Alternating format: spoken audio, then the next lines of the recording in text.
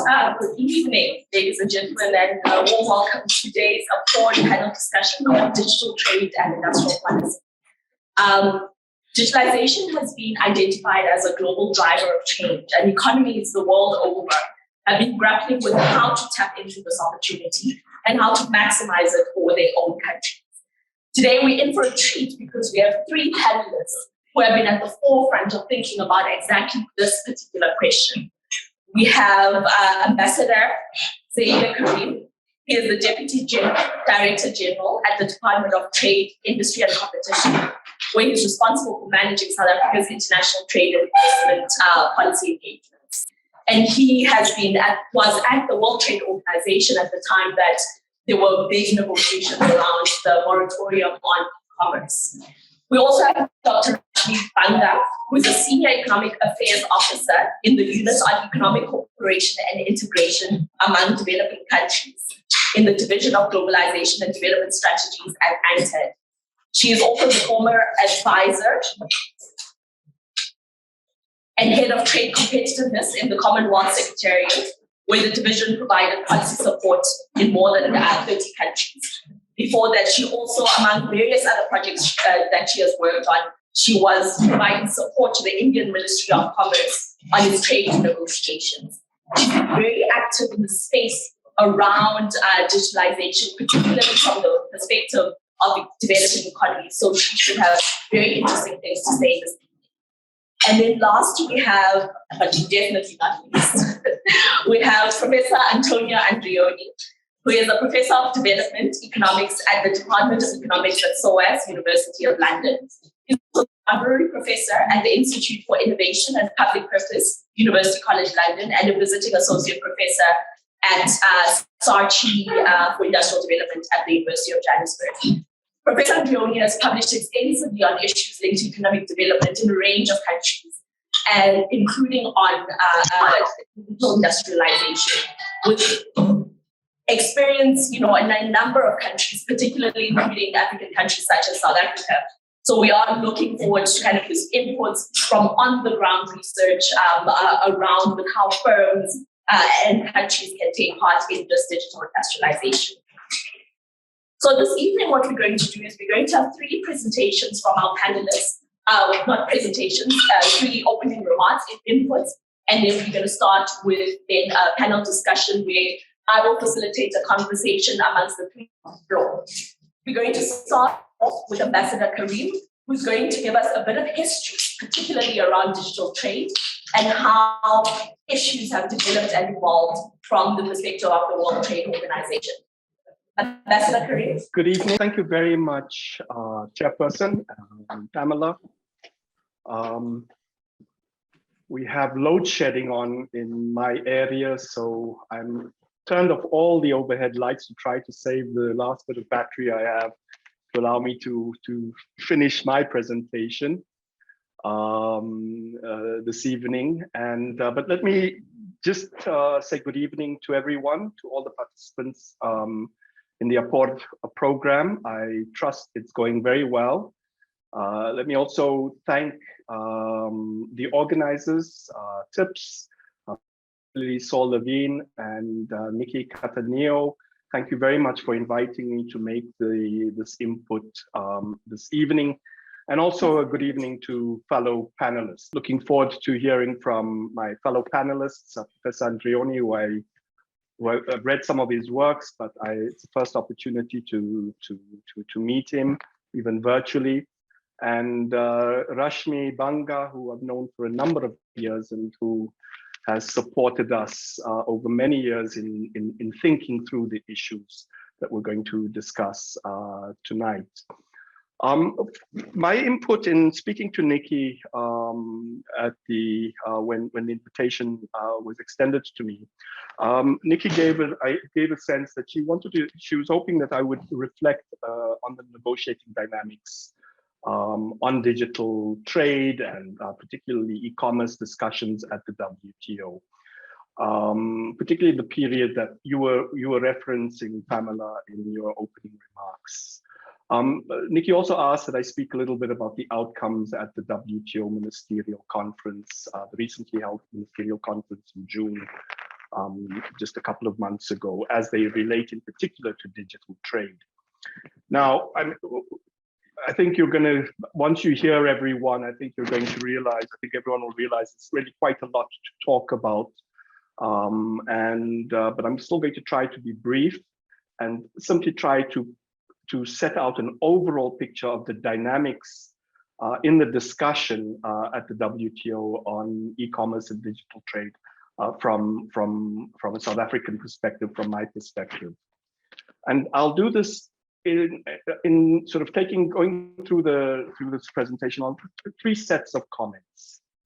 The first is I want to try to recall the main features of the exchanges that we were involved in at the WTO when the proposals to launch negotiations on e-commerce were first tabled in 2016, so 6 years ago.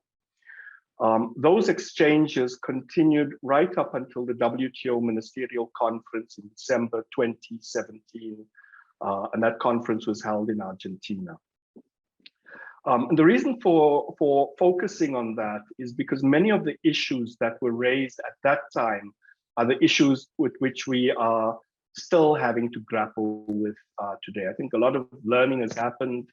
Lots of examples to be taken from around the world, but the basic issues are still issues that we need to grapple with. The second set of comments are going to focus just some reflections on the changed negotiating dynamic after 2017.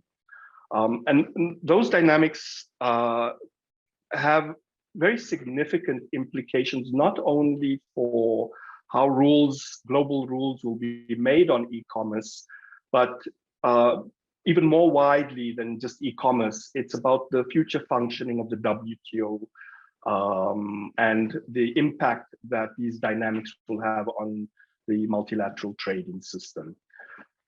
So I'll throw out a few ideas and reflections on that. And then finally, I'll make some comments, very brief comments, on what the references are in the WTO ministerial outcomes in June as they relate to digital trade and to e-commerce.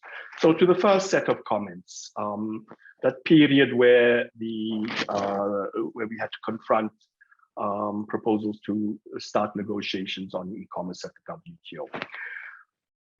I think most of the participants will know that the WTO has been dealing with e-commerce since 1999, so for a long period. But the focus of that work since 1999 has basically had two main aspects. There's been a non-negotiating exploratory work program to share experiences, to deepen understanding on e-commerce, but particularly on the relationship of e-commerce and existing WTO rules on trading goods. So what does e-commerce mean for trading goods, for trading services, the linkages to intellectual property protection? And an important aspect of it for many of us has been what are the implications of e-commerce for development and for developing countries.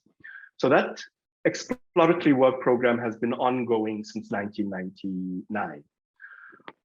In 1999 and subsequently, there's been only one rule related to e-commerce that has been agreed by WTO members.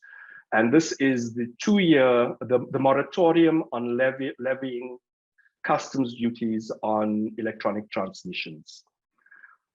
This has been generally a moratorium that lasts for 2 years, and almost in a perfunctory manner, every 2 years, the WTO ministerial meets, and this moratorium on customs duties is renewed. And so this has happened since 1999.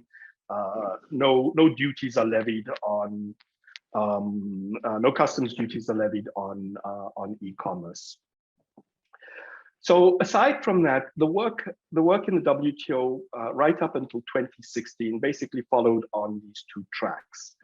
And the shift in the terms of engagement on e-commerce occurred in 2016 in the WTO negotiations.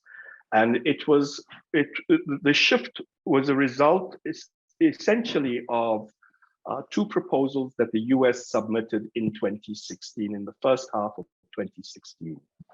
The first paper they presented to the WTO membership as a whole, and you can go back and look at the records and the minutes of the meetings, you can see it in there.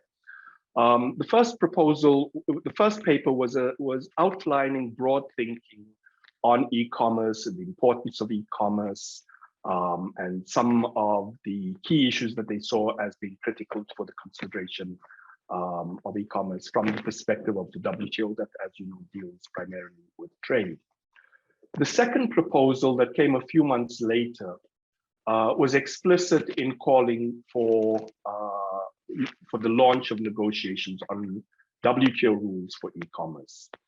And in that second submission, there were a range of very specific negotiating proposals that were put forth for outlining the US's views on how the negotiations should proceed and what are the issues to be negotiated. The US proposal at the time had a lot of support from, particularly from OECD countries, other OECD countries. And most of us were not really very well informed about e-commerce. We've not followed all of the debates, even in the WTO on this. And so we had to quickly make an assessment of this topic, which was emerging now, not just as an exploratory discussion, but with the potential to have legally binding rules at the WTO that all of us would need to follow. So the first thing that we did was to try to understand how the US proposals itself emerged. And the US system is very transparent. And if you dig around a little bit, you can trace how this evolved in the US. And the kind of key sort of stages in this development was a whole series of papers that had been commissioned and work that had been done by US business, by think tanks, that was analyzing digital development in the US.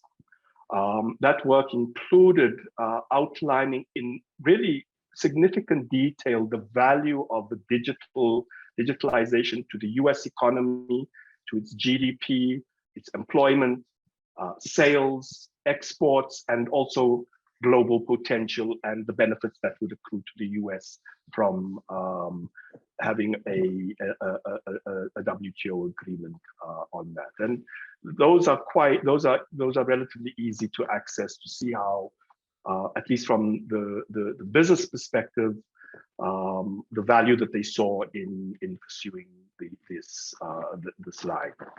The next stage in the development of their proposals was a process in the US Congress to define US negotiating objectives at that time, sometime around 2011, 12, 13. And the process concluded with in Congress in about 2015, which set out US negotiating objectives for international trade negotiations. And within that, there's a chapter, a section that specifies US negotiating objectives in the area of digital trade. So that was the first bit of work that we did. So we could understand where it came from, what was the basis of that. What's an important lesson here is that for negotiations at the WTO and for any trade negotiations, those have to be based on positions and proposals that are founded on extensive evidence and through processes of very intense national consultations to define what is it that you want to seek to achieve in the negotiations. That's an important lesson to keep in mind. We then also had to try to understand what was happening a bit more broadly beyond just the US, and there was a lot of work that was being generated at the time. We drew a lot on various work from different sources, but a lot from UNCTAD at the time. And the picture that emerged, of course, it's quite complex, but the main features of the picture that emerged was that digital transformation was proceeding very rapidly across the world, but very unevenly as well. So while some regions and countries were moving ahead quickly, there were many that were being left behind. The second feature was that the digital economy was marked by very high concentration. For instance, I remember one of the figures that we were using at the time was saying that 63% of all digital firms globally were headquartered in the US. So a very significant concentration of capabilities in this area. It's also reflected in concentration in e-commerce.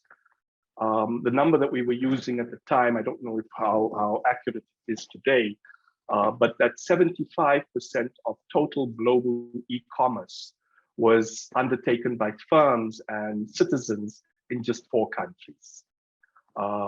China being one, the US being other, and some countries in Japan and some countries in the European Union. And out of that figure, the calculation that was being circulated at the time is that Africa and the Middle East together constituted just about 2.5% of global e-commerce. So a minuscule amount of global e-commerce is in Africa. When you looked at the EU, what was happening in the EU, one of the striking developments there were the range of competition cases that were being followed through and were ongoing in different countries in the EU. And the vast majority of those involved challenges against what were considered to be anti-competitive practices in this area. So the other very important aspect of digitalization linked to the concentration is these competitive, anti-competitive instances of anti-competitive practices, which seem to be proliferating. Of course, there was a lot of work that had been done on the persistence and the ever widening and even widening digital divide between regions, between in terms of rural and urban, gender. So a range of dimensions. More and more analysis is being done on the details of how the digital divide manifested itself. And probably the last main area in broad terms that we were looking at that was coming to the fore were concerns about the impact of digitalization on taxes and the concerns about the tax base erosion as a result of digitalization. Linked to that was really excellent work that Rashmi had done, even at that time, showing what the implications of the WTO moratorium on customs duties, the impact that was having on revenues of, particularly of developing countries. Not only were they losing the revenue that they ordinarily would collect because this was being tariff protection and revenues were not being collected at the border, they were being circumvented. Not only the impact of the revenue losses, but also the impact on industrial policy, where countries put in place tariffs to protect certain industries, and there were examples of this being circumvented. When we looked at the negotiating proposals themselves, there are a whole range of proposals that had been put on the table at the time, but I mentioned just a few of the most what appeared to be the most important. The first one was that temporary moratorium on customs duties. The proposal was to make that permanent, so that countries would never be able to impose duties on e-commerce. There were proposed rules that would require governments not to impose any restrictions on the free flow of data across borders. The rules would prohibit any government measure that encouraged localization or local content policies.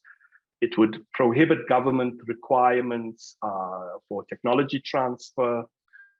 And when we started to look at this, we understood fairly quickly that this was not simply about facilitating e-commerce trade. It was about setting a global framework to govern the digital economy. It was also very clear that the rules tended to reflect the commercial interest of the first movers, those firms that had already been established and already well established. It would create a global market for their operations. But at the very same time, some of the rules would also restrict the policy space for governments in economies that are still trying to catch up. It would restrict those policies that they may be contemplating that would be aimed at building their domestic capabilities in order to participate effectively in the digital economy. So that was the sense that many of the developing countries had at that time after this analysis was put together. And it was for that reason that many developing countries opposed the launching of negotiations at the WTO at that stage. And that discussion went on right up until many meetings over the next year and a half, right up into the ministerial meeting in Argentina in December 2017. There was another push at the ministerial level to get agreement to launch the negotiations, but there was no consensus to do so.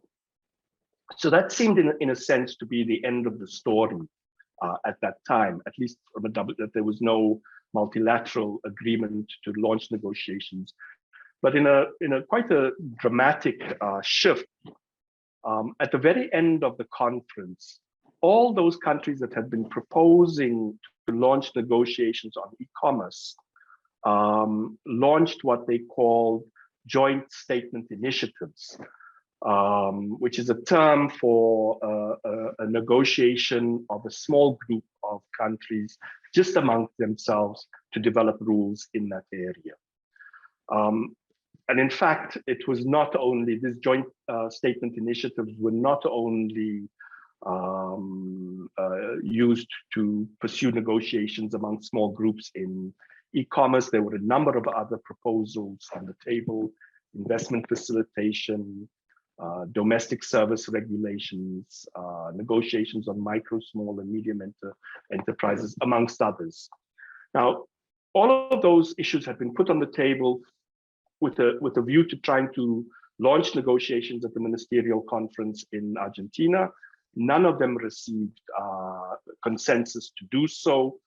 And the step was thereafter that the countries that were the members that were proposing these issues decided to pursue it under these joint statement initiatives. A bit of a strange name, but that's what is that's the mechanism by which they are pursuing these negotiations.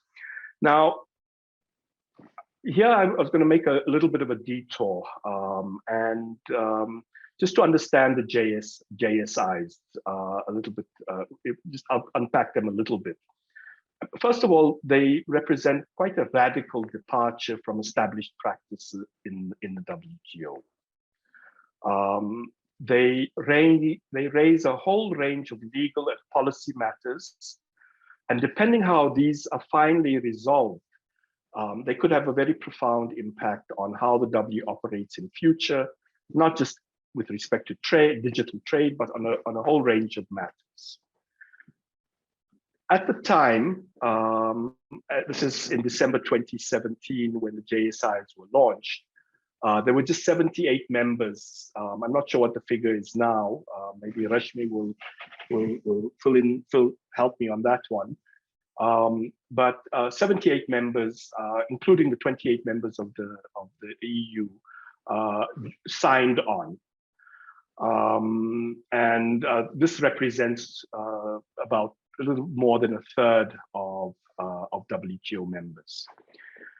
What's important to know is that WTO members can meet amongst themselves, small groups can meet, we all do it, it's always happened, and we do try to develop common proposals and common positions on negotiations. But for the conduct of negotiations in the WTO, there are very clear rules on how they are done. In order for any negotiation to be considered to be formally part of the WTO, you need consensus. You need all members to agree. There are also rules on how they are conducted.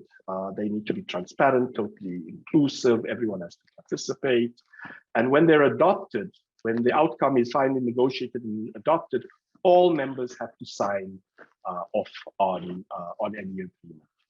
And this is designed, this is set out in the Marrakesh Agreement establishing the WTO, and they're designed to protect the multilateral character of the organization. So all decisions in the WTO require consensus.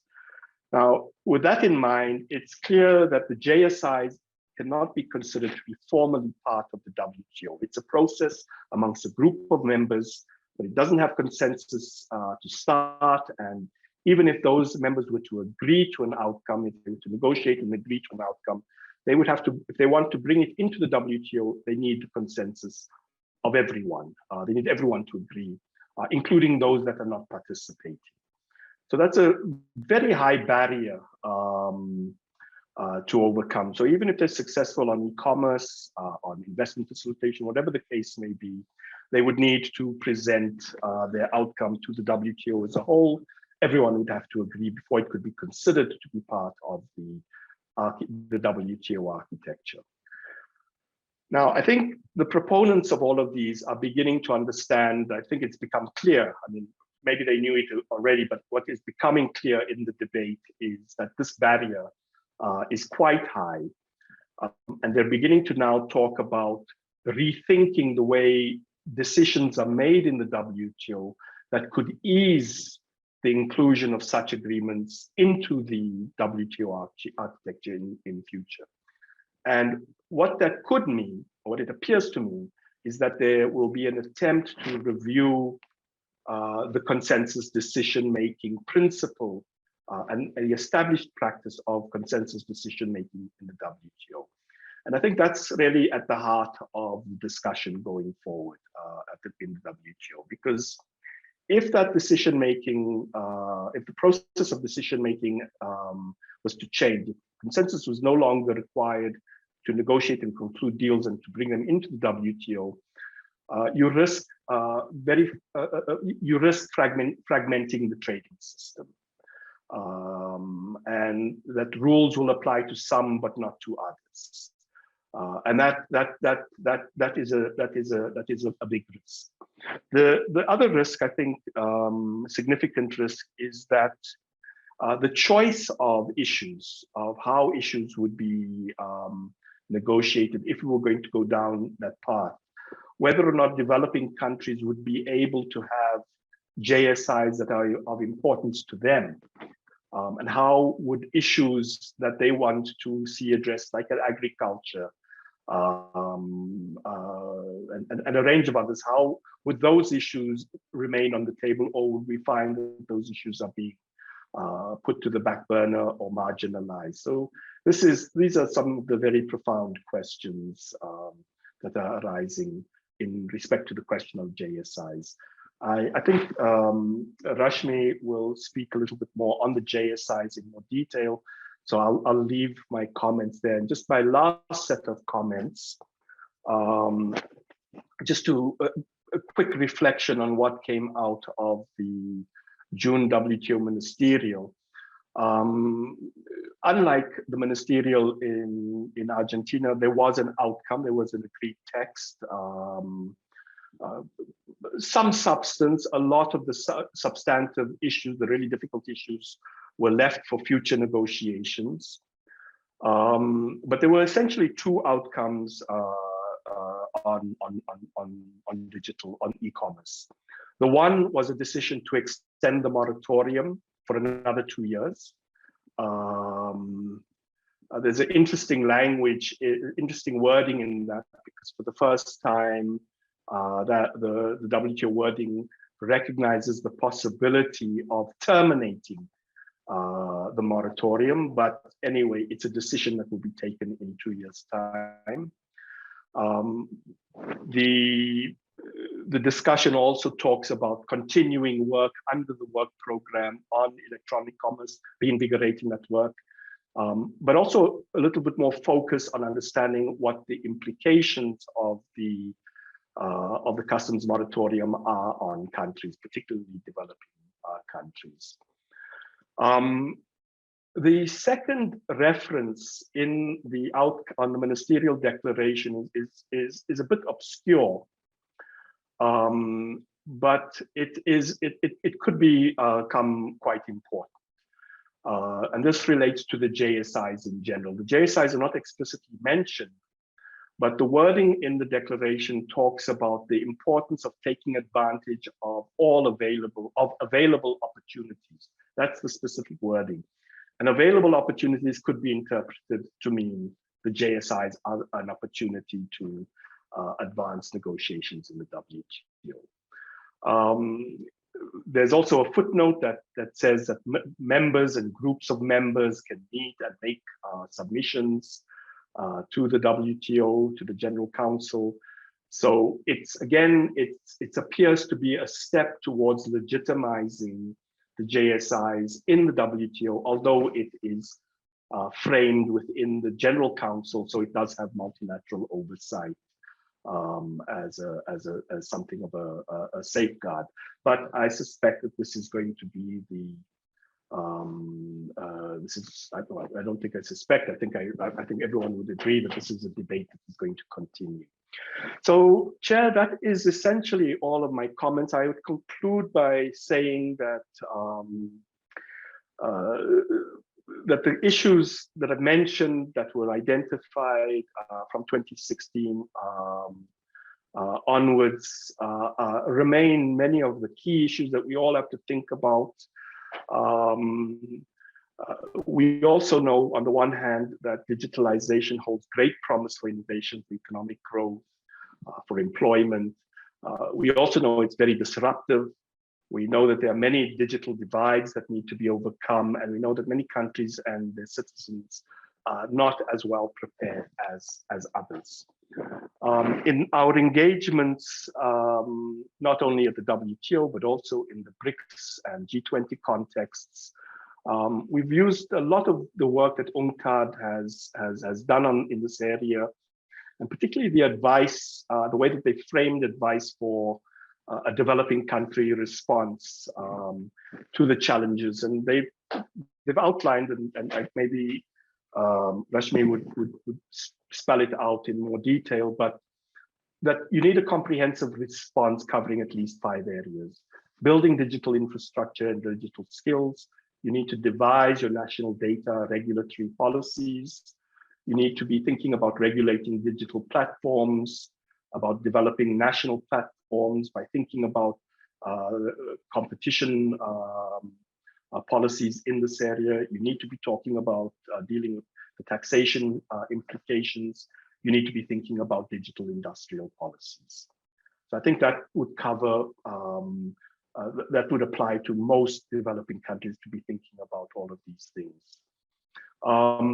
When it comes to the WTO itself, the lesson I drew from the US earlier is that if you're going to negotiate, you should be negotiating on the basis of very clear interests, policy positions based on evidence. What are the costs, the benefits to you?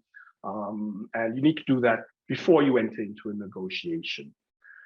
You should be particularly wary of rules that could close off policy options that you may need if you wanted to build your capabilities that would allow you to participate effectively in the emerging digital world. So I think that is also quite an important lesson. So I probably spoke too long, and if I did, I apologize, but thanks very much for listening, and look forward to the other inputs. I hope I don't get kicked out because I am in load shedding, and I may get kicked out, but thanks very much, Chairperson.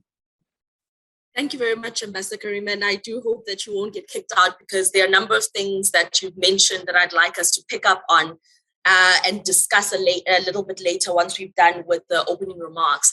But I mean, from your opening remarks, the painting the history and the dynamics at the World Trade Organization is very important, because it emphasizes the uneven power that you see from the developed versus developing country approaches, or not just approaches, but abilities to be able to push for their interests in these multilateral organizations. And really just to re-emphasize your account of the US approach about the importance of starting with some preliminary work and also being able to identify what are those things that are absolutely necessary for the developing economies, that the developing economies would need to push forward. And I mean, even with what I'd said about the uneven power dynamics, I think India and South Africa were quite instrumental in pushing the developing economy perspective when it came to the moratorium on e-commerce. And this is something that we need to, I think, maybe reflect on in terms of how that was done and how it was effective, even if it is a bit on the temporary side. And I think with the various issues that you raised, you're also emphasizing that digital trade goods on the internet, it links very much to data flows that enable global value chains, about data that enables smart manufacturing and is key to the development of industries. And these are things that we are going to pick up further as we go along. And now I'm going to ask Dr. Rashmi Banga to come and give her opening remarks, and she'll be unpacking the JSI a little bit more and linking it directly to how you need to keep the policy space open for development in these instances. Dr. Banga? Thank you, Pamela, and good evening to all of you. I think Ambassador has painted an excellent picture for all of you in terms of how the negotiations have proceeded in the WTO. I just want to, emphasize the role that US has played. US has always been at the forefront in terms of negotiations, especially on the digital.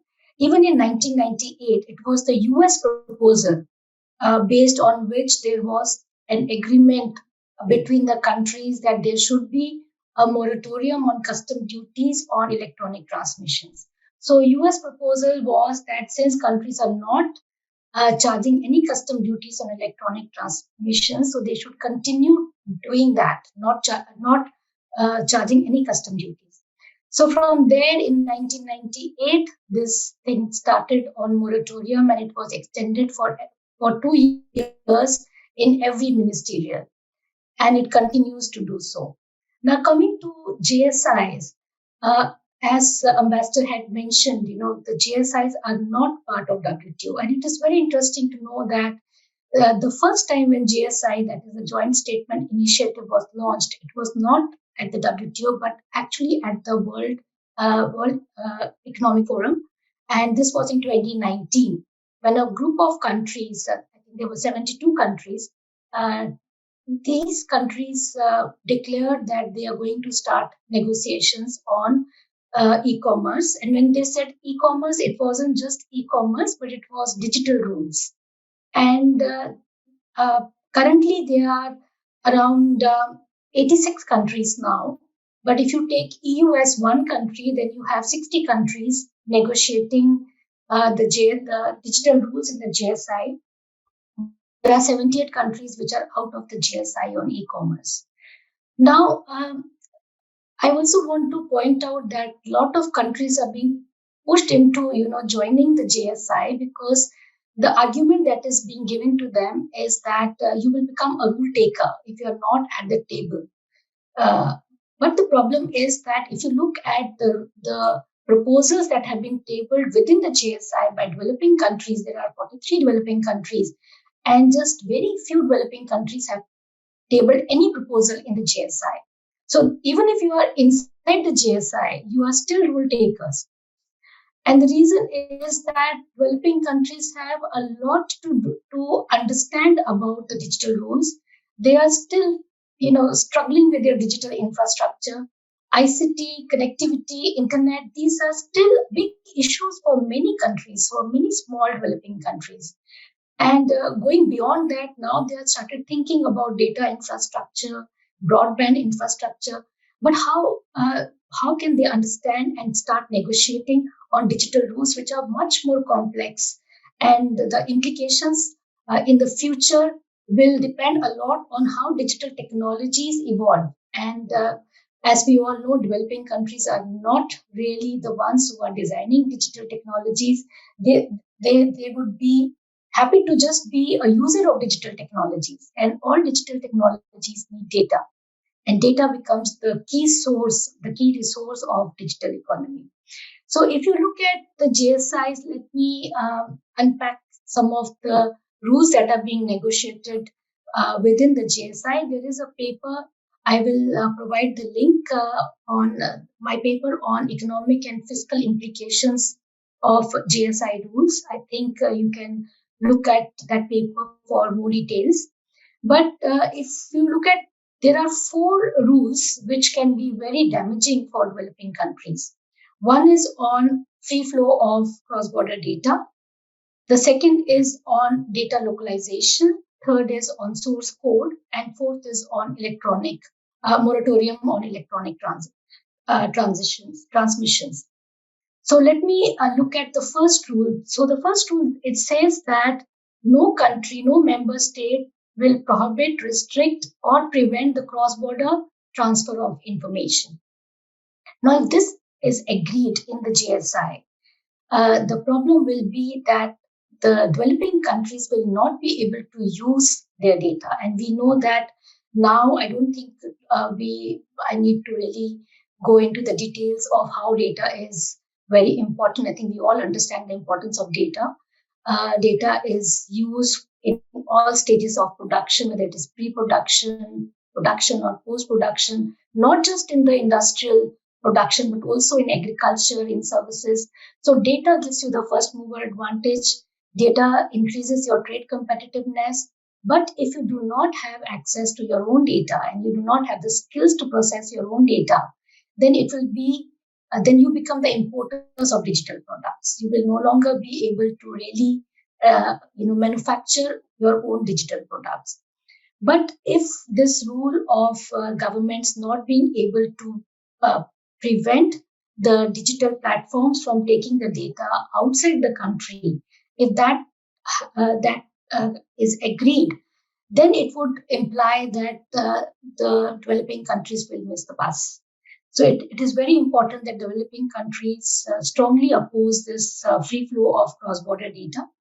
The argument that is being put forward now is that, okay, let's have, personal data can be kind of protected, but the non-personal data or the big data or the data which is not identifiable, that you should allow free flow of that data should be allowed. The problem is that developing countries need to understand that with the new technology, it is very much possible to identify personal data from the anonymized data. There was a paper which was published in Nature Communications in 2019, which showed that 99.98% of data was identified from non-personal data. So it is important for the governments to understand that it is not just the personal data that they need to protect, but also the non-personal data. There is no difference now between personal and non-personal data. Again, to build your trade competitiveness in future, especially with the technologies like 3D printing coming in, you need your data to design your products. Now, just to give you an example, now who has the processing capacity and capability of processing data? These are the developed countries, the digital platforms. Now, if you do not protect your data, if your SMEs don't get the data of your consumers, then tomorrow this data will be used by the digital platforms or by the big tech firms, and they will be able to customize the products that are needed by your consumers. And it's not just the export market that you lose. There is a danger of losing your own domestic market share, because in future, consumers are going to go in for customized products. Even today, if you look around, you will see a lot of customized products being offered by the digital platforms. So this is one big issue, which is the free flow of cross-border data, especially non-personal data, which is being negotiated in the GSI. The second is on data localization. Now, the rule says that the government should not have any restrictions on data localization, and but we know that data centers are the new factories of the digital economy. Now, if when the industrial revolution occurred, if at that time countries had not set up their factories, where would they be today? It's similar situation now. If you do not set up your data centers, if you do not develop your skills of processing your data and coming out with data intelligence, then tomorrow you will become just an importer of digital products. And it's very interesting. There are many studies which are being quoted by the developed countries saying that, data localization actually leads to reduction of GDP. But the same studies, I think I've mentioned these studies in my paper, the same studies, the same authors, when they studied the importance of data centers in the developed countries, they show how data centers are increasing the productive efficiency, creating employment, and increasing the overall output and GDP of developed countries. So I think we should be very aware of why the results are so different when they are done for developed and developing countries.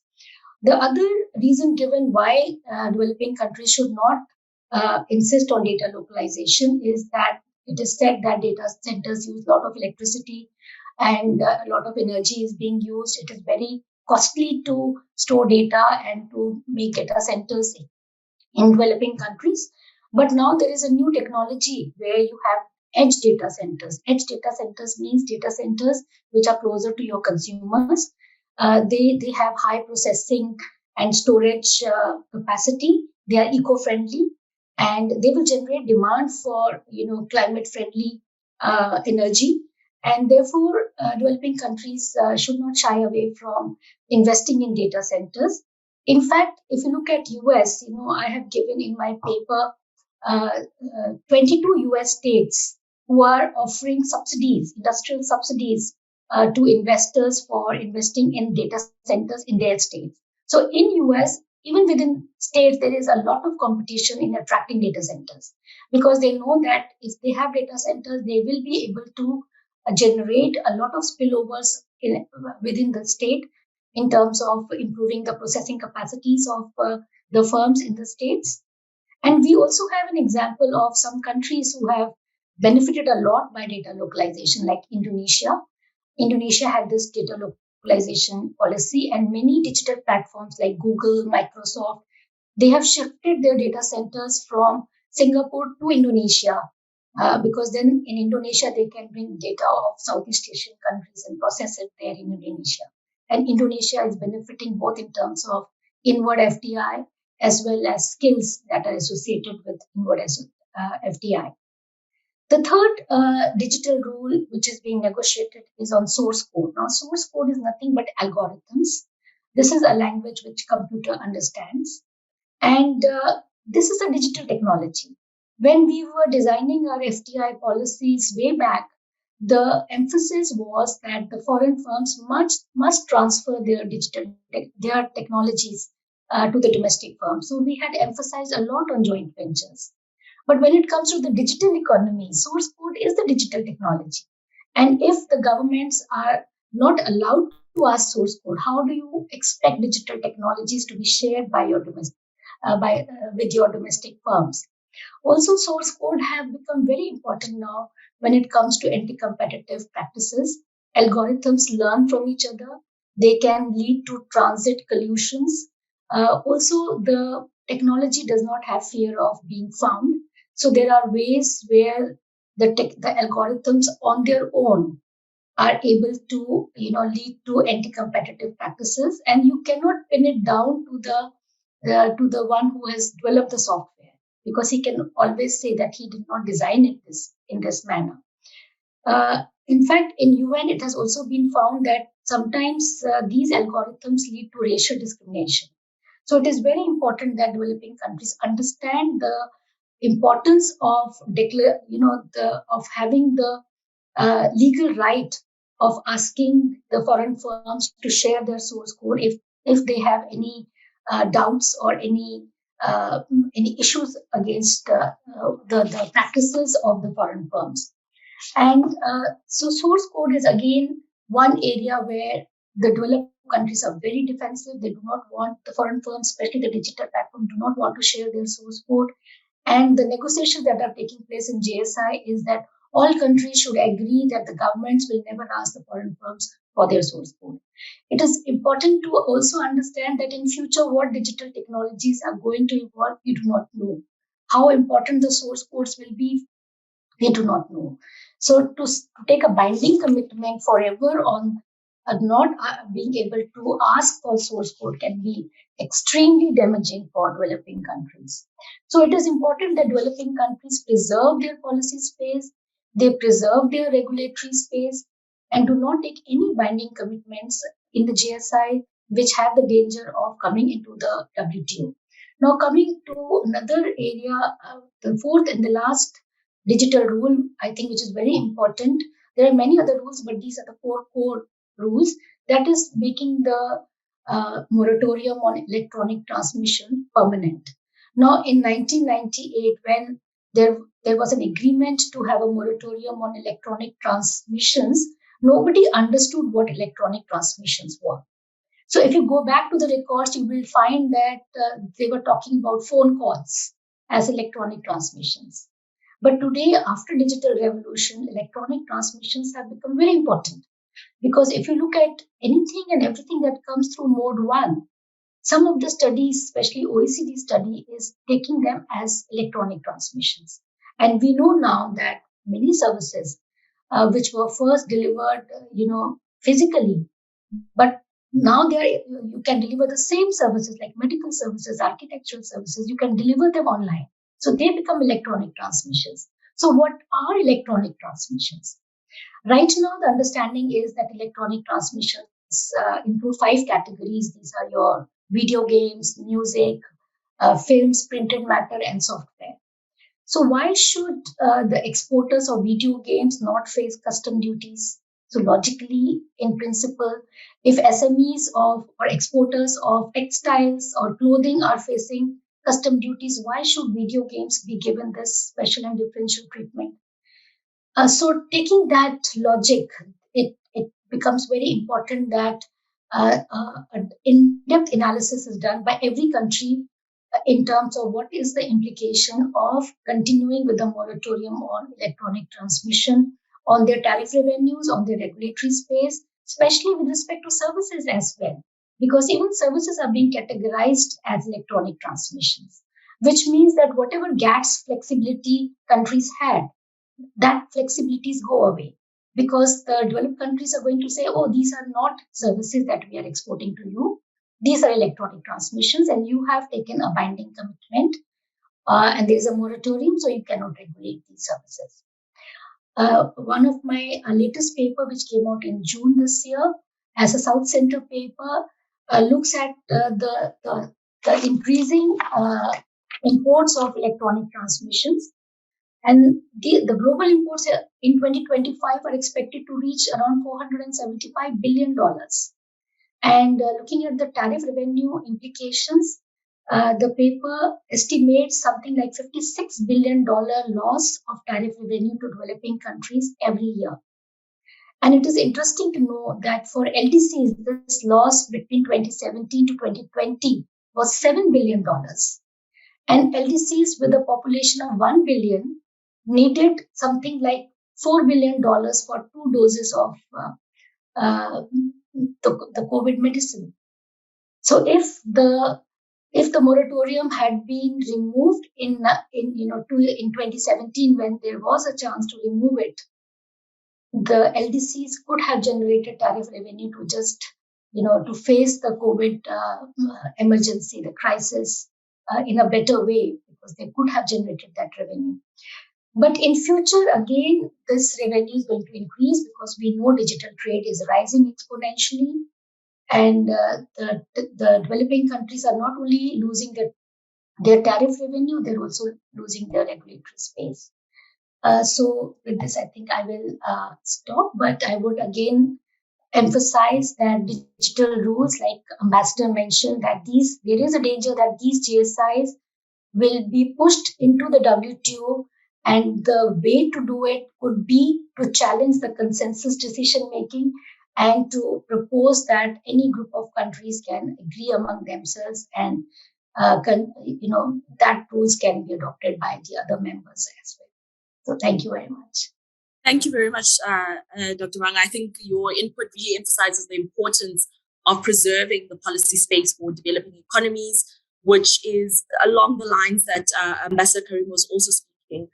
Our next panelist, Professor Antonio Andreoni, is going to talk a bit more from the domestic side. Now, what do you do? What policy instruments, how firms as well as regulators need to come together and work together to ensure that developing countries can take up those opportunities. Thank you very much for being invited to this discussion. And I think we have already covered lots of ground. And I would like to do a bit of a step back and step forward in terms of discussing with you a bit what really we mean when we talk about this dramatic transformation in the technological paradigm. In the discussion so far, we moved from e-commerce to 3D printers, to additive manufacturing, different forms of manufacturing products, and of course, embedding these products into platform and digital platform. And this transformation, of course, have been happening while this negotiation have been trying to keep up with changes in technologies. And as Rashmi was mentioning in the very beginning, we have a number of areas where we even don't know exactly, where these technologies are leading. To a certain extent, this poses a fundamental challenge to policy, not just international regulation, but also at domestic level, what type of industrial policy or competition policy are the most adequate to address this shift in the way in which we manage and we produce and we run our economies.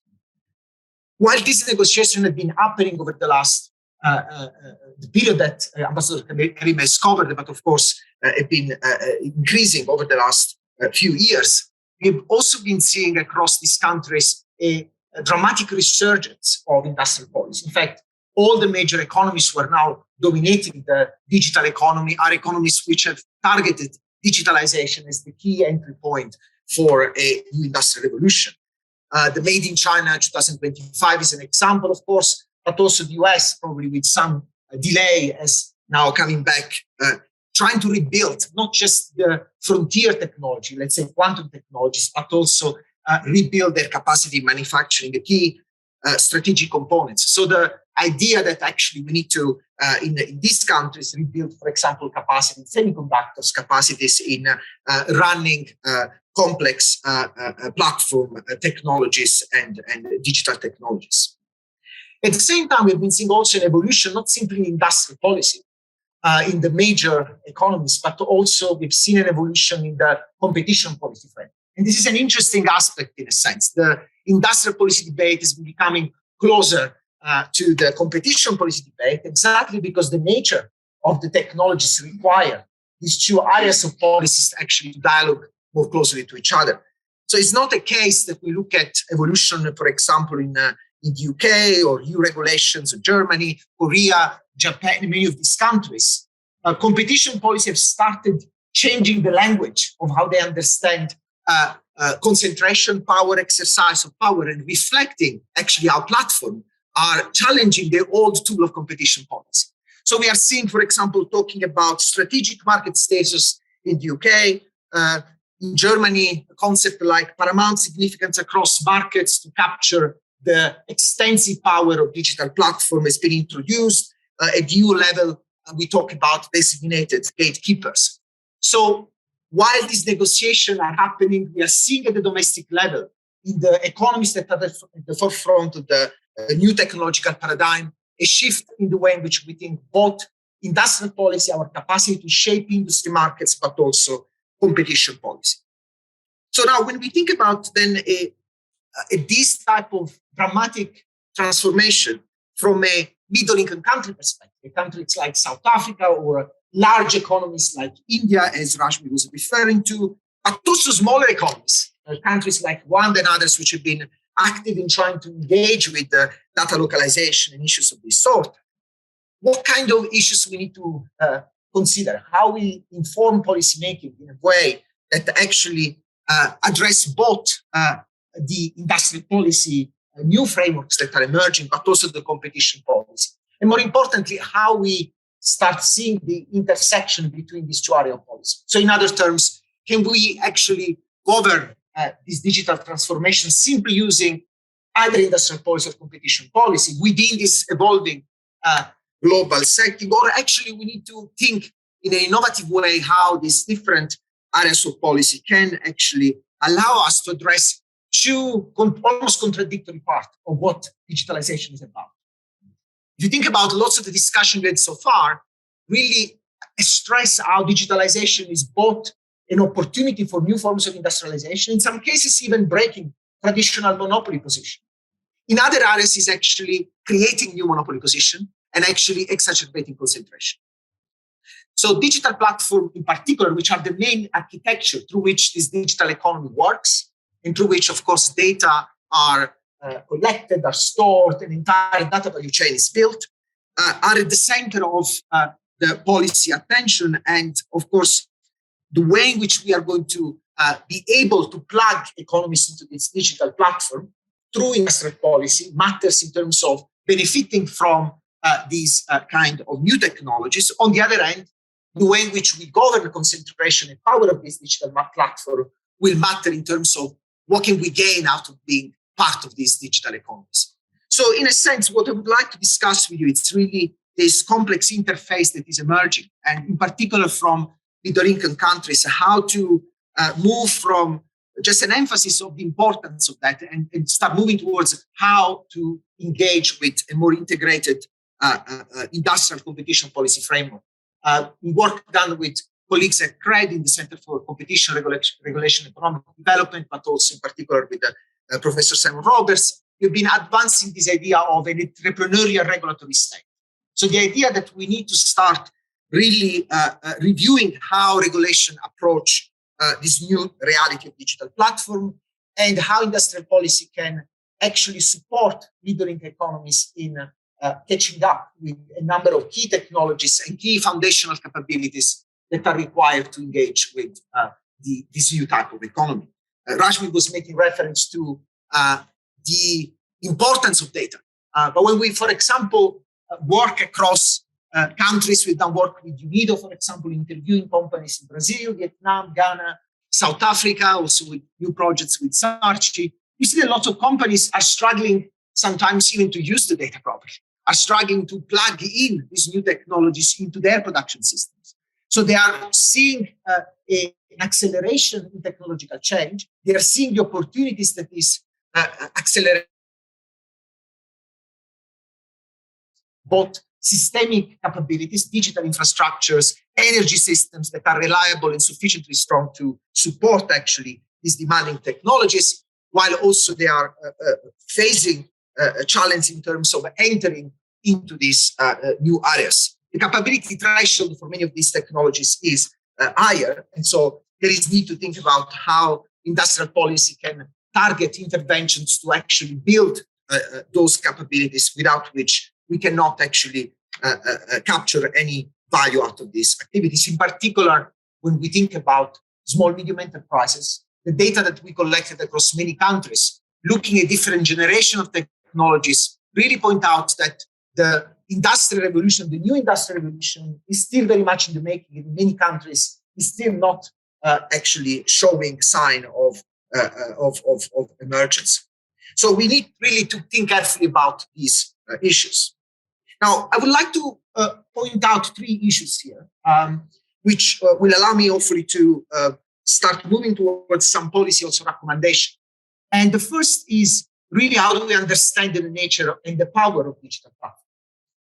And also how this power is actually, and the nature of digital platform is highly heterogeneous.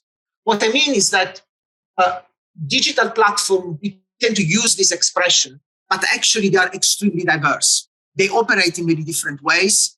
They exercise power along markets and multi-sided markets in many different ways. And so without understanding their unique position in the market, we are very far from being able to regulate them. In many cases, so far, the discussion has been around, of course, how this digital platform benefits from so-called network effects, so both direct and indirect effect, also cross-site networks effect, scale and scope economies, so their capacity to move from one sector of activities to others and envelop many other activities and platforms, so increasing concentration. But fundamentally, these platforms are doing something new. They are not simply exercising the traditional form of power, and so exploiting their position of dominance with monopoly price markup, or by exercising power to exclude entrance into specific value chains of platform. What they're doing is something quite revolutionary in a sense. They have started exercising power to shape the same structure of the digital economy. So the market shaping, industry shaping power of digital platform is really what we should look at.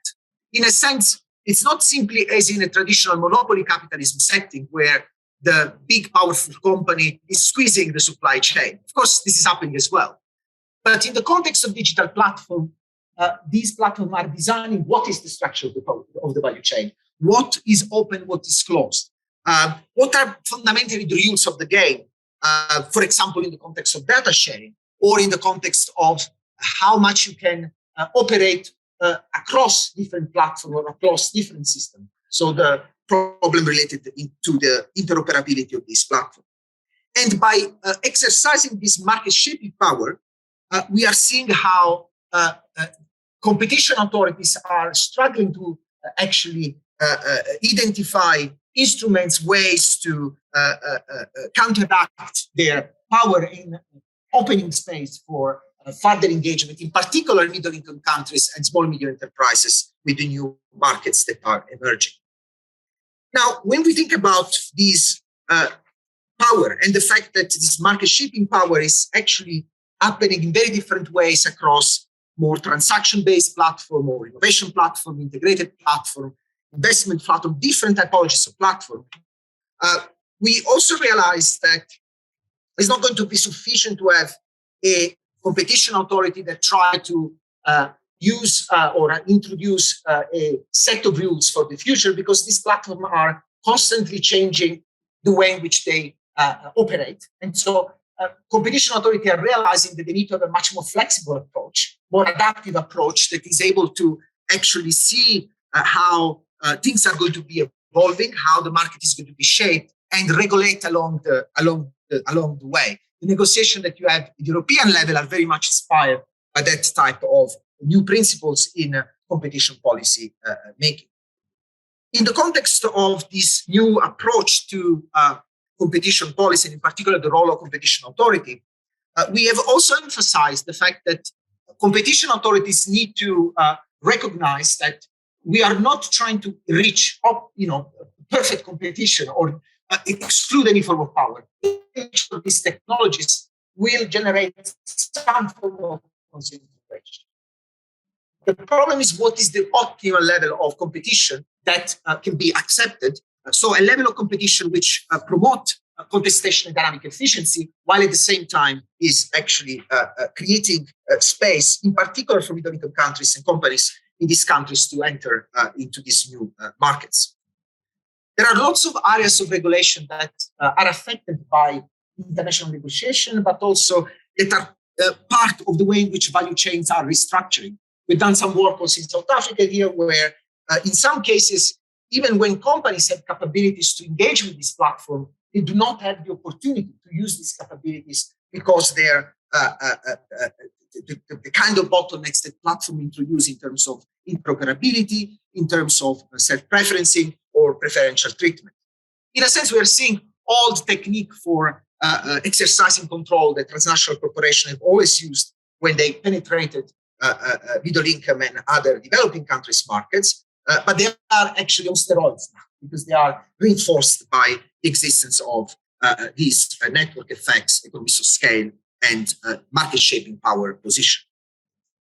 Now, and I'm moving towards the end of my discussion, if we need to rethink competition policy, we need to rethink how competition policy becomes more adaptive, more focused on dynamic efficiency, optimal competition. We are basically saying that we want to frame competition policy within an industrial policy framework in which actually developing countries and middle-income countries start reflecting on how their negotiation with in the international level, but also at the national level with specific companies, can actually open new space for forms of industrialization and catching up. Also Rashmi, but also Ambassador before reflected on the importance of joint ventures, of technology transfer. These are all tools that in a sense are part of the toolkit of industrial policy making, the classical toolkit, are becoming more difficult to implement because, as I said, in many cases, the capability threshold, how much companies that they have to be able already to do is much higher than it was before, which means that industrial policy needs, while it focusing on this frontier technology and their absorption, they need also to focus on creating those foundational capabilities that make possible to absorb and diffuse these technologies across a number of countries. The challenge of using these technologies, it's not only happening, it's not something that we observe only in middle-income countries. The diffusion of certain type of digital technologies, even in countries like Korea, Germany, has proceeded relatively slowly, although it's accelerating and can reach a tipping point where, in fact, if companies want to be part of a certain value chain or operating in a certain type of digital platform, they have no option then to use that specific software, that specific digital system to actually be part of it. I think there are lots of opportunities to, in particular, have targeted industrial policy in the area of digital data, industrial Internet of Things, and digital data that refer to manufacturing processes, partially because they are, in a sense, more concentrated around specific activities and can be used actually to create more balanced relationship between global value chains where we have seen increasing concentration, we have seen extreme value capture.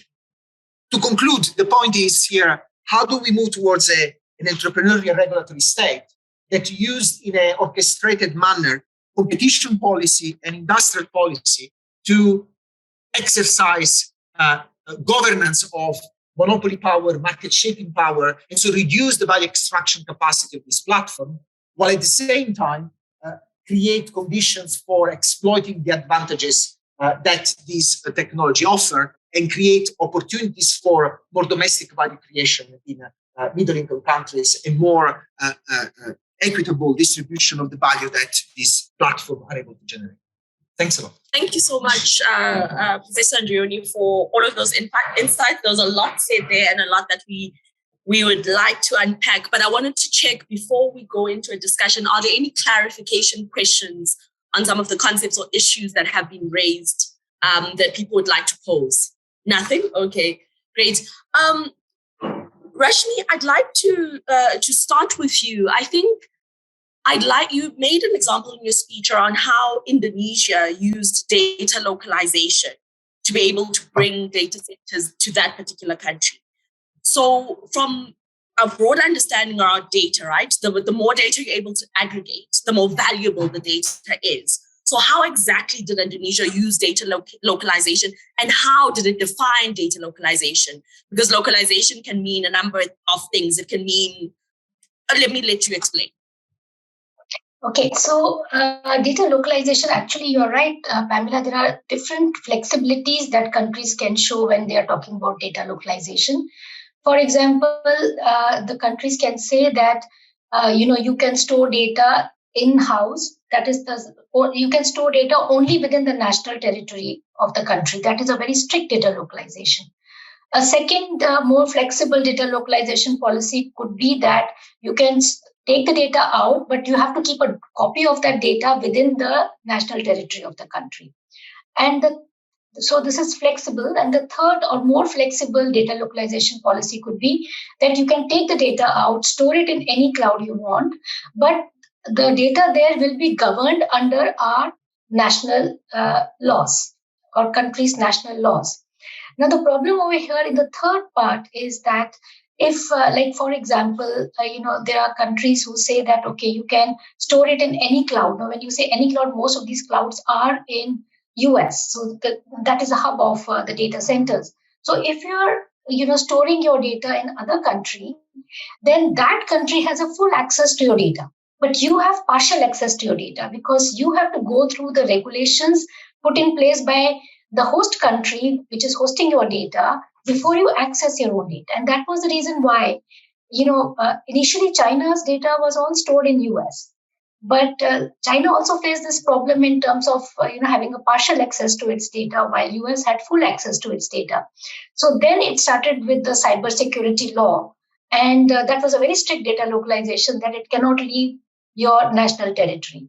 So if you look at developing countries, they have data localization policies, but in different degrees of flexibilities. And Indonesia again has a little flexible data localization policy. But they like Indonesia, India, many of the countries are still, struggling in terms of what could be the best possible combination of policies that can work for their own enterprises. For example, India wants to become the digital data hub of Asia or of South Asia. But then, if you say no free flow of data, then how does India get data of other countries? Now, the way forward over here is the data sharing arrangements and agreements. I think that is very important, because if you're sharing your data with some other country, you should also have a reciprocal treatment, and you should also understand what kind of benefits you're getting if that country is processing your data. So I think it is very important that when you're talking about data localization, you go into the nuances of data localization, and like one shoe does not fit all sizes. So you have to see what kind of data localization policy works for your own country. So I hope I have answered your question, Pamela. Yes, thank you. I think that's very useful, because it's those nuances that are important around understanding how it is that you can maximize the value capture for the domestic country. Antonia, I'm going to move to you. You said a lot of interesting things about the entrepreneurial regulatory state, and particularly linking industrial policy and competition policy. Now, what's happened over the last, I'm not sure, maybe 5-6 years, is that we've seen a real big change in competition economics and its understanding and interpretation around economic concentration. The strange thing really is that the world is becoming more like South Africa, because and the kind of policies even from a competition perspective that we've been saying as South Africa, or at least some of the researchers in South Africa have been saying we should be moving towards, which is this concept of optimal competition. Now it's something that people are looking at globally. Could you please just explain that a little bit more in terms of what is the appropriate balance, or how would someone go about thinking what would be an appropriate balance between industrial policy and competition in order to facilitate development in digital industries? Thanks, go back to this key issue, right, which is evolving, as you said, the global discussion is evolving and recognizing problems that were actually faced by developing countries, where concentration was the dominant feature of their economies for a long time. In the context of the relationship between competition and industrial policy, this problem of finding ways to manage competition in an optimal way actually go back to the emergence already of large conglomerate groups, of large interest groups in the case of East Asian countries, where people like HCN and Samsung were actually trying to address how the government was managing in a strategic way the level of concentration and the potential negative effect of concentration in these areas. Now, the reason why there's a rounding. Please come here. The people can't hear you. Sorry. The reason why we are now reintroducing this idea of optimal competition is that the technology that we are discussing, by their very nature, pose this problem of basically the data are aggregated in different type of platforms, right? So in some cases, you want to get the efficiency and the kind of opportunities for customization or opportunities for using in digital industrial application by agglomerating data. Now, if you're a big country, you can agglomerate lots of data, provided that you have a certain type of market and you have a certain type of industrial sector that use these technologies. When you're at early stages of that process has to be managed over time, knowing that some element of concentration will start emerging. But this concentration can generate dynamic efficiency only to the extent that is governed through adequate competition policy. So this is where the situation becomes puzzling, right? Because we are used to think in a competition policy setting to actually reduce concentration in all ways or forms, right?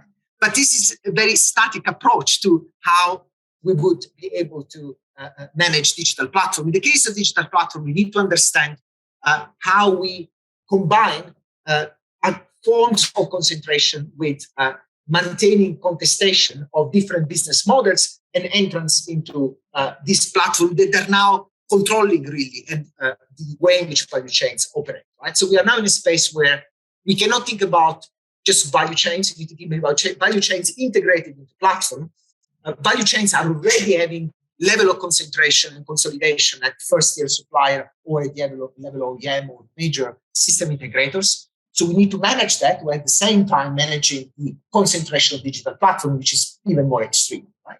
And I think the angle of industrial policy is how do we manage while we create space and we try to exploit the new spaces that this platform offer, how we make sure that companies are able to benefit from some of these advantages. The possibilities that, for example, additive manufacturing offer in developing countries in terms of reducing capex investment in tooling or retooling factories, the way in which digital platform can open market and break monopolies in countries like South Africa is actually an interesting contradiction that has to be factored into the way in which we design this interface between industrial and competition policy. Thank you. I think that's a very useful description. And if I can give maybe even well, not everyone is South African, but those that are South African will know that our biggest e-commerce player is a company called Takealot.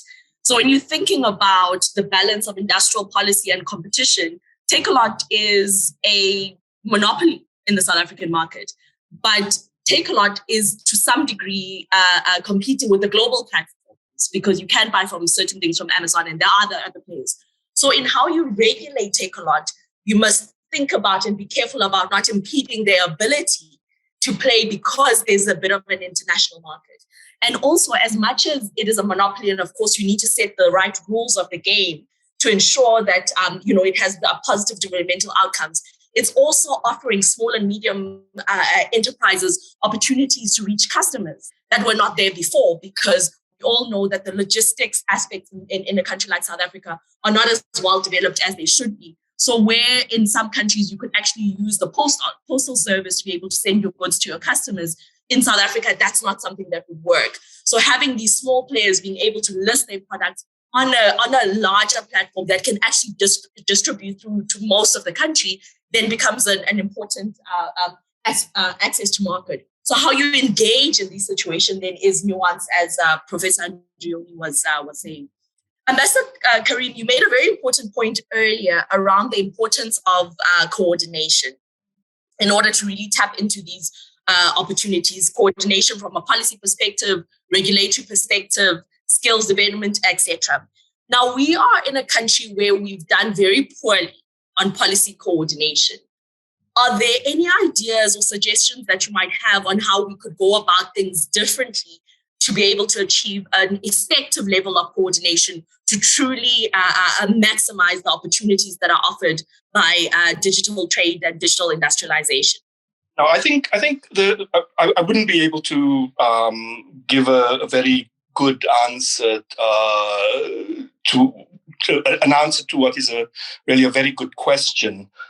And I think the main my response would be the main message that I was trying to communicate is that it's very clear, and both Rashmi and Professor Andrioni have outlined, the kind of the challenge of effective participation in the digital economy, particularly from a developing country perspective. So the essential message that I was trying to communicate, which I'll repeat, is that while you're doing that, while you're looking for the optimum level of competition in a particular sector, when you're trying to define what type of an industrial policy interventions are needed in this context, which is rapidly evolving, and it's in many respects unprecedented new world that we're in. It's very risky and dangerous to be making commitments globally without having all of those in place. So the essential message, I suppose, is the same. Rashmi made the same point, is that you need to keep the policy space to find ways to do exactly what you're asking. How do you strengthen your coordination? How do you make sure your industrial policy, your competition policy work in tandem in this new context? And you don't want a situation where you're negotiating rules in the WTO that are closing off options before you've discovered how to address it. So I'm probably not answering your question directly, but what I'm trying to say is that you need the time and the space to be able to think through all of those issues before taking on global commitments that would bind you in perpetuity. That's my effort to answer your question. Thank you, Ambassador. You have answered my question. I think you're emphasizing that you must do the work to understand what is important and what decisions need to be taken in order to get to that point that by the time you go to multilateral organizations, you know what it is that you need from those, but also you know what it is that you need from various policymakers within your country to then take up that. So I wanted to know if there are anyone with questions online or in the room here. I don't want to dominate the questions. Yes, we have a question, gentleman in blue. Yeah, my name is Panichi Gundo. My point that I wanted to make is, from the look of things, it seems like Africa is lagging behind. And I think we are also going to experience, as we did during the time of the second or first revolution. So I'm not sure how Africa could quickly leapfrog itself and jump on the bandwagon. Thank you. Any other questions? So we can, gentleman in white, please come to the front and you can follow. Yeah, thank you very much for the wonderful lecture. But for me, I'm looking at this. My name is Emmanuel from Nigeria. In this digital space, platforms in Nigeria like Konga, Jumia are actually dominating this space, and it's a very nice thing. We are happy with them and the way they are expanding. But I want to look at what Rashim said about data localization. It's a very critical thing which we need to understand. Having in a particular research which is said that it said it doesn't increase the GDP, but if you look at the data again, in their country, it increased GDP. And having this issue whereby most of these data warehouses and data platforms are in developed countries like US, and when they have this law that if you store them like the way China did, they store in their cloud, and when they want to retrieve their own data, they have to now abide by their laws. Africa is still struggling with general infrastructure. It's a very key thing. Are you suggesting that we jump into this, having in mind that if we sign into this WTO agreement, for sure, and not understanding all these things, we are selling ourselves out wholesale on a wholesale platform, because our market will be lost, because these people can mine our data, create algorithms that can define what our consumers want and definitely penetrate them before we could say, Jack, you're already there.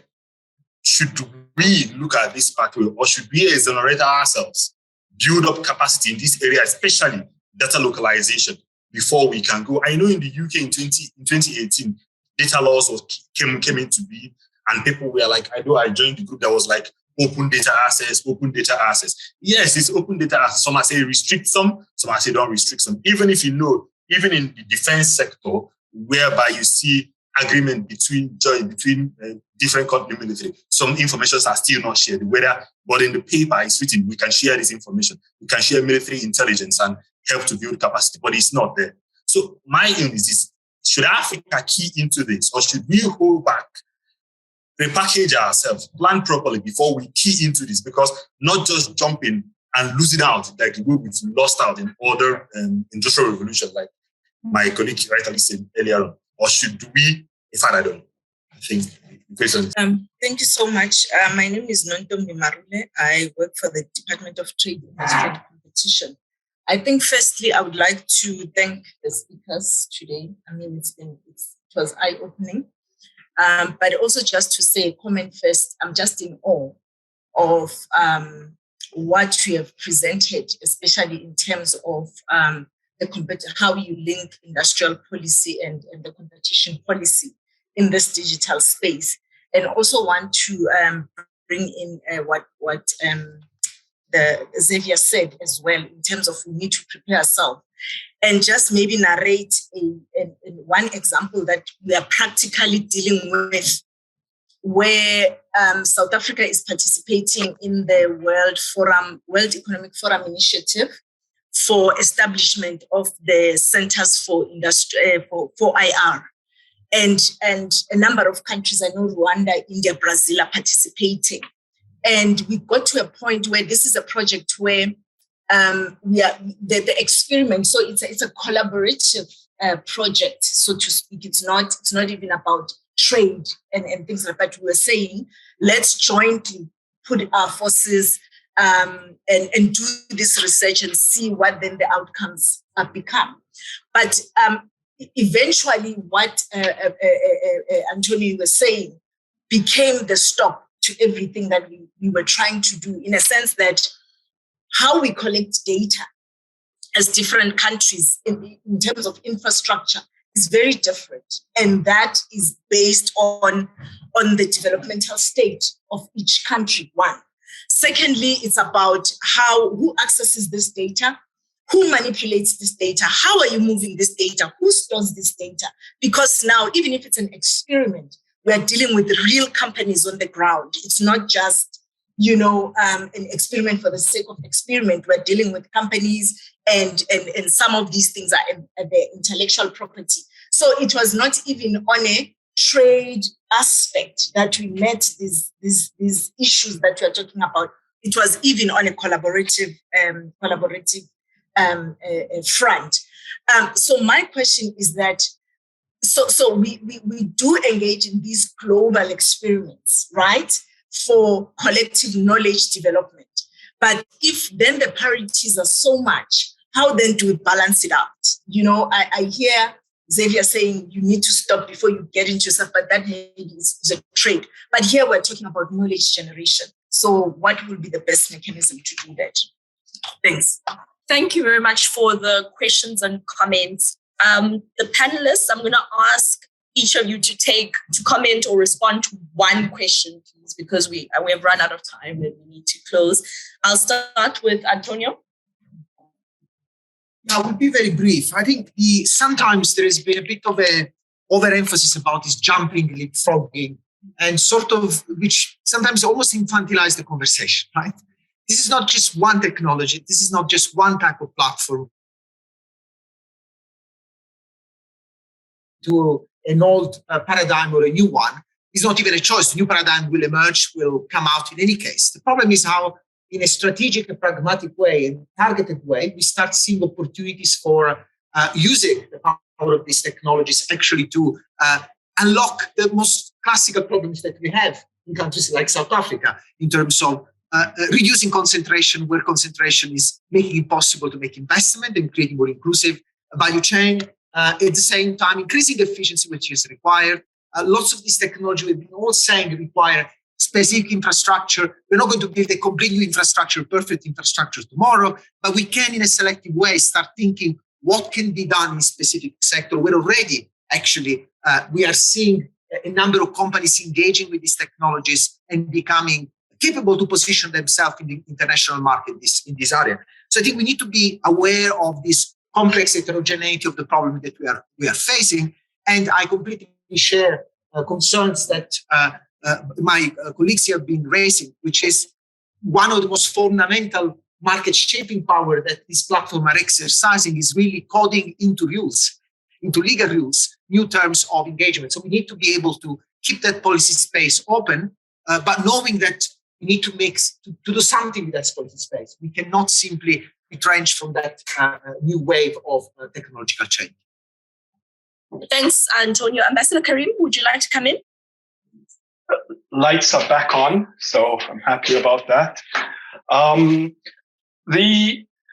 The colleagues, the questions were all great questions, and I think just again to the colleague from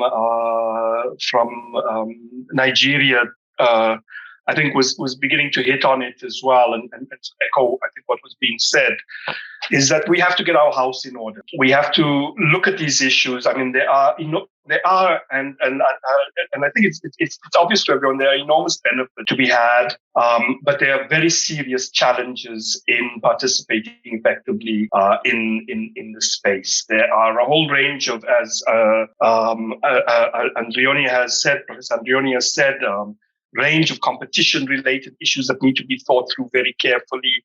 You've got to think about an industrial policy in this particular context. There are constraints at the global level, just in the way that these global technology firms are already operating. They have enormous advantages already. And so there are enormous challenges in this area, but we've got to do that homework. We can share knowledge through various fora. We could share knowledge at a regional level, at a continental level, share our learnings on it. A meeting like this today, the sharing of the information like we're doing today is an example of sharing perspectives on what are going to be very critical issues. But I suppose, again, I'm repeating myself ad nauseum now, is that until you have done all of that, until you are clearer about what your interests are, what the costs of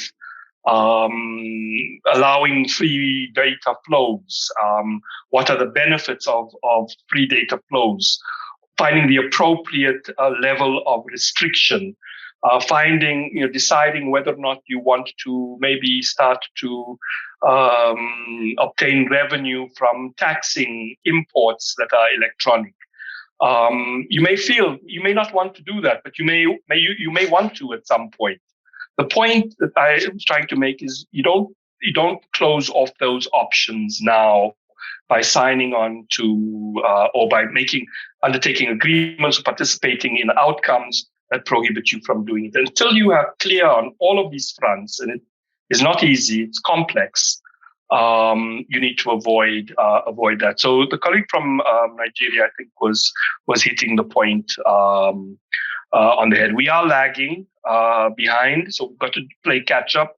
But there are lessons to be had. We can learn from India. We can learn from Indonesia. We can learn from China. We can learn from Europe and the US. We need to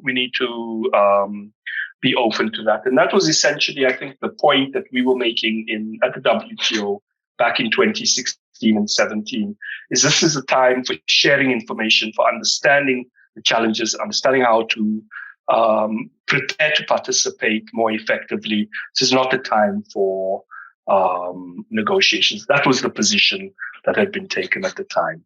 Thank you so much, Mr. Carim.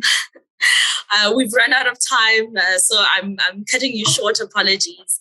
I think we're way over time, and I'd like to bring Rashmi to come in, and then so we can close and let everyone go back to their evenings.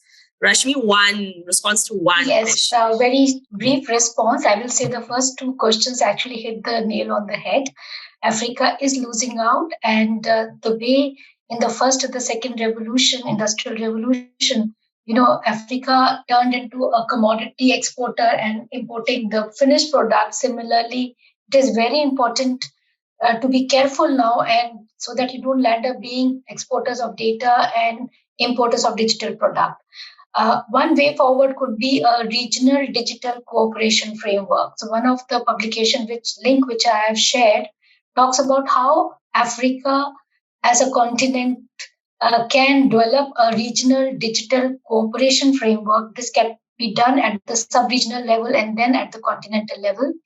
And that would mean, developing a regional data economy, developing regional data centers, putting in place digital infrastructure, and also the competition policies can be agreed at the regional level, so that Africa is not left behind in this revolution, but is able to stand on its own feet and dictate its own terms.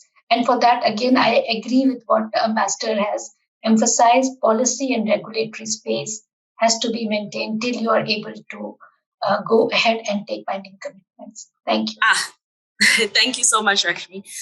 Thank you very much to our panelists, Professor Antonia Andrioni, Dr. Rashmi Banga, and Ambassador Xavier Carim, for a very interesting discussion. I would encourage everyone to read up on the work that they've been done. Rashmi has published a lot around the issues that she's spoken about through UNCTAD. Professor Andrioni has written quite a number of papers around digitalization issues that I really encourage to see his in-depth work around what was happening in South Africa. I think his work emphasizes the importance of a systems approach. He calls it industrial ecosystems, but a systems approach to dealing with these things. And there are a lot of interesting things that we could all learn from. I think as developing economies, we must also recognize there's a lot that we can learn from each other as well. So Kenya, for instance, is doing very well in terms of the platforms, and particularly platforms from smaller businesses. And that's something that other countries can learn from. Rwanda is doing well around fintech. There's a few issues here and there about the regulatory aspects, but they've moved in leaps and bounds ahead of many other countries. And as we heard, we have big platforms in Nigeria that are well recognized around the world. And obviously, then there are interesting things that are also happening in South Africa. So it's about learning from each other so that we can see how we can get our best foot forward and be able to take advantage of the opportunities that there are. So the challenges are there. I think they're always going to be there, but it's not insurmountable challenges. And these are things that we can figure out over time. Thank you very much to everyone, including those that joined online. My name is Pamela Montliwa. Good evening.